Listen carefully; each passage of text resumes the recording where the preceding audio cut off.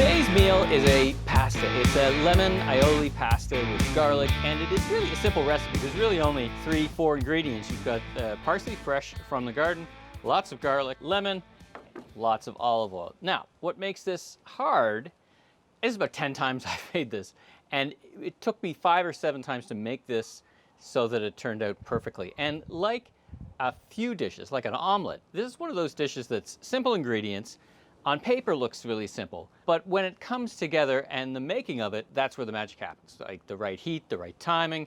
Now we're also going to make it a little more complicated today because I'm going to make fresh pasta with my pasta machine. So it is pasta aioli, and it will be yummy with a little bit of heat, with some chilies. It's going to have, again, your parsley, your garlic, and lemon. The magic of it happens when they all come together at the right place and time. So let's get started. So the key to making fresh pasta with our pasta machine is something I'm not really quite used to, which is precise measurements. So for that, I've actually got a scale, yes, believe it or not, to actually measure stuff. So this is more like baking than it is anything else. And if you're a fan of the show, you'll know my measurements are not exactly what anyone would call precise. This is 52 grams. We need 150 grams of 00 flour. So not regular baking flour. We do put a bit of all-purpose regular baking flour in, but this is 00 flour. This is perfect for baking pasta. I tried not using this, and it was a disaster. So there's no shortcuts in this. You've got to use this 00 as the predominant flour. To give you an idea, it's 150 grams, which plus your 52 grams weight gives you 202. Yeah, we're almost there. You need exactly the weight that we're looking for, which is 202. There we go, 203. Okay, not like precisely, but 203, close enough. All right, so in our pasta maker it goes. And then we need 50 grams of the all-purpose, which plus our weight of our container gives us 102. So let's get 102 in here. 102, exactly. Ha, perfect. It goes into the mix. Okay, now we take an egg and pop it into some water. We need 116 grams, which is a combination. Again, these are measurements that'll be specific to your machine, but that's how we roll here. And you take that and mix it all up, make a nice little slurry, and then you add it slowly as the pasta is beginning to mix. So let's get that going right over here. All right, so we've now got our main ingredients, our main flours into our machine, and the machine does everything. Really, it mixes it, it does timing, goes backwards and forwards, and you'll see some of that. So let's turn that on and get that going. There we go. Now it's going to start to mix the flour a bit. And then what we do is gradually, but definitively, add in our water and egg mixture. And now the machine does the rest. Next thing we'll be doing, we'll be cutting. And by the way, this recipe is inspired, if not taken directly from both Chef the movie and Chef the TV show, because they replicated it. And then Cooking with Babish did an episode with garlic aioli, and he did his as well in his own inimitable fashion, which is a pile of fun. The pasta is extruding, so let's cut our main ingredient, which is just cutting a whole lot of garlic. So I do like to kind of cut the tops off. It seems to get things moving. For this recipe, I like to dice or slice, so to speak, the garlic. So we just knock out a bunch of these, and for now, we're just gonna open up, I don't know, probably about 8 or 9 of these. I like a lot of garlic in this recipe, and this is exactly what they did on Chef the movie. Now in the movie, Chef Roy Choi had him do this because it showed, as he said, dedication to the food and passion. You could bang it out. You could buy, hey, listen, if you wanted, if you're in a rush, bottled chopped garlic will work. It'll work just fine. It's not the same, but it'll work. So off we go. Pro tip here, this recipe comes together much, much faster with a nice gin and tonic. Shout out to Levenswater. So this is owned and run by a good friend of mine, Paul Allenby. It's available in Ontario. It's actually available in the LCBO and in other places. Look at that bottle, just beautiful. Now we're almost to the bottom, so it's time to reorder. But it is a beautiful rose-colored gin that goes amazing in my gin and tonic. So pro tip, Levenswater gin makes the chopping, in moderation of course, go a little smoother.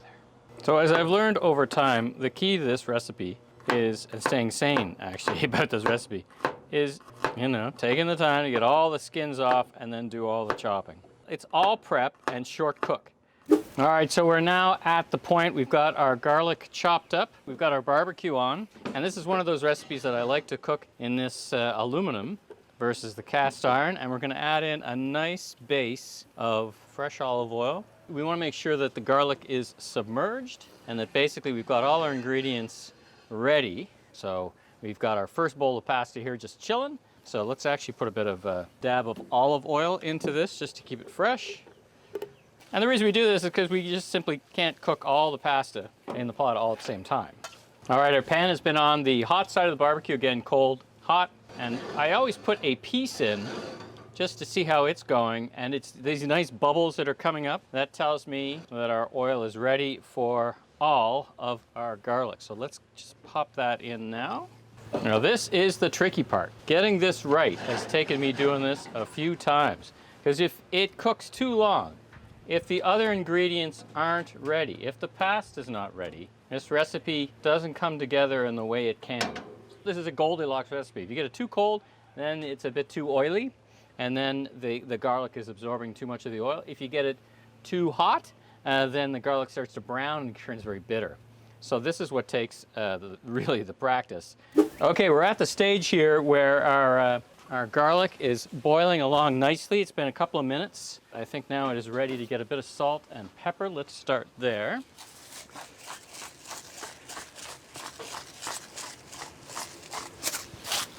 You really want to do this after the garlic's been cooking for a while because it softens up and gets ready to receive the garlic. So there's a little bit of pepper. Shake that up a bit. Keep that going towards the back of the Crown Verity.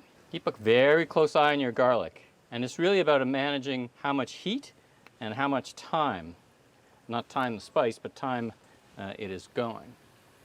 We're ready for some chili flakes to give this some heat. Maybe about a tablespoon or so. And we like a lot of heat. You adjust that to whatever you prefer or like the best. And let's give that a bit of a move around here. And let's also put in a little butter. The butter will melt. We'll be adding a bit more a bit later. All right, move that off the heat.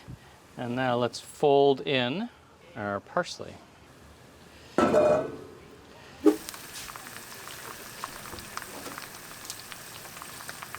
So let's put in some of our lemon juice. We're going to put in one of these lemons. That's good. We'll let that cook up a little bit more. And then we'll fold our pasta in and we'll be done. So we're not going to put it all in at the same time. We'll just start folding it in and mixing it up as we go. It could use, for sure, a little bit of pasta water. So let's put a little pasta water in there, give it a bit of lightness. We don't want to put too much in because if you go too far, you know, you can't get it out.